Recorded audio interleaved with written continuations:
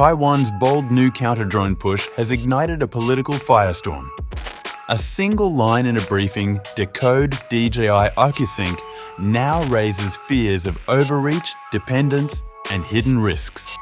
As Taipei races to buy 48,000 drones, lawmakers, generals, and industry warn the island may be flying into a storm.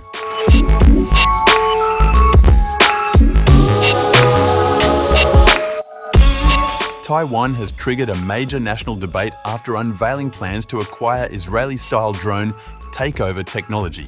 According to the South China Morning Post, the objective is to strengthen protection around critical infrastructure, including airports, power plants, and data hubs, areas now threatened by increasingly small, fast, and commercially sourced unmanned aircraft. The controversy began at a November 14th government briefing for suppliers, when officials from the National Chung-Shan Institute of Science and Technology, Taiwan's state weapons developer, outlined detailed requirements for a civilian counter-drone network. National Chung-Shan Institute of Science and Technology's presentation slides, presented at the briefing, stated, "The equipment must possess decoding functions for OcuSync, versions 2, 3, 4, and 4+. The OcuSync is the drone transmission system used by DJI. DJI, a major Chinese technology company headquartered in mainland China, controls an estimated 70–75% of the global civilian drone market, including that in Taiwan. The explicit reference to its OcuSync protocol immediately raised concerns from industry experts, opposition legislators, and security analysts that the government was inadvertently designing an entire acquisition around one commercial brand. Local media later reported, citing unnamed security officials, that this DJI-specific requirement could eventually be removed from the tender. But the debate had already intensified. Taiwan's Ministry of National Defense distanced itself from the controversy, emphasizing that the November 14 session was strictly for civilian infrastructure, not a military procurement program. But the military is also planning to adopt takeover capabilities.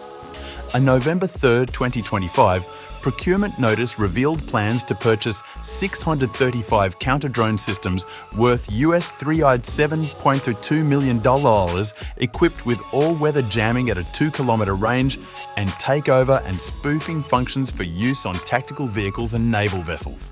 The legal, strategic and technological implications quickly reverberated across the political system. Kuomintang lawmaker Ma Wen-chun, speaking to the South China Morning Post in November 2025, warned that takeover tools blur ethical boundaries and require strict, publicly defined legal safeguards.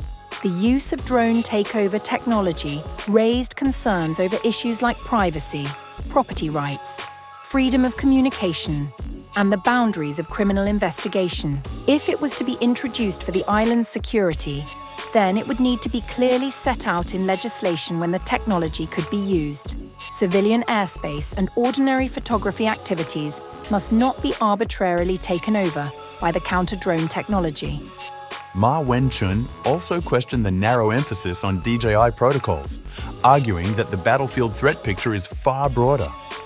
As she told SCMP, "On the battlefield, Taiwan will face black and grey market DIY, modified, protocol-evading and non-DJI first-person view drones, not just the commercially available models shown in government slides." Taiwan's Deputy Defense Minister, Po Hung-hui, responded that drone-related regulations require coordinated policy-making across ministries.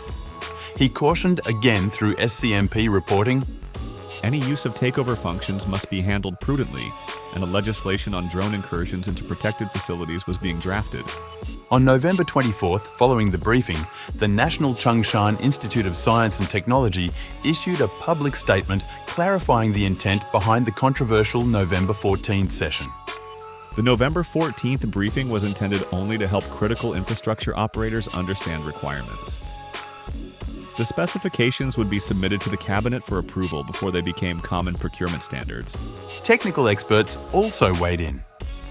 William Wu, chairman of the Taiwan Drone Association, told reporters on November 24th that DJI's dominance made its inclusion unavoidable, even if politically sensitive. but he warned that takeover systems have practical and technical limits. His comment, as quoted by SCMP, It only works if the target drone's communications protocol is unencrypted or weak, and most drones have safety features that force them to hover, land, or return home when the control link is jammed. Analysts at the Institute for National Defense and Security Research argued that OcuSync detection must be viewed only as one component of a broader multi-protocol system. Meanwhile, senior analyst Su Tzu Yun, speaking to the South China Morning Post, said, The requirement for OcuSync detection should be viewed as inclusive but not exclusive. The systems that could scan broader spectrums across multiple brands would be more valuable, and performance indicators would not be limited to DJI.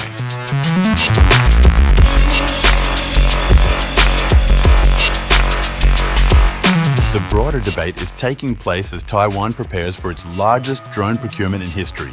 According to the South China Morning Post, the Ministry of National Defense plans to buy 48 Senset 50 drones over the next 2 years, a cornerstone of its asymmetric defense strategy toward China.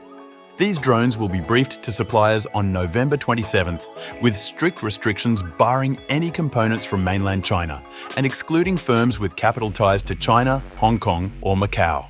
The platform categories include first-person view drones, bomb-dropping multi-rotors, 2 classes of loitering munitions, and littoral reconnaissance platforms. All must be built or assembled locally. While Taiwan views takeover tools as an essential layer of defense, national commentators warn of operational challenges. One editorial in United Daily News, cited by SCMP, argued that takeover techniques are labor-intensive, requiring 1 operator per hostile drone, and noted the risk that manipulating an explosive-laden UAV into a protected facility would be equivalent to, quote, leading the wolf into the house. Beijing maintains its view that Taiwan is part of China and may be reunited by force if necessary. The United States, Taiwan's principal security partner, does not recognize the island as an independent state, but is legally required to supply defensive weapons.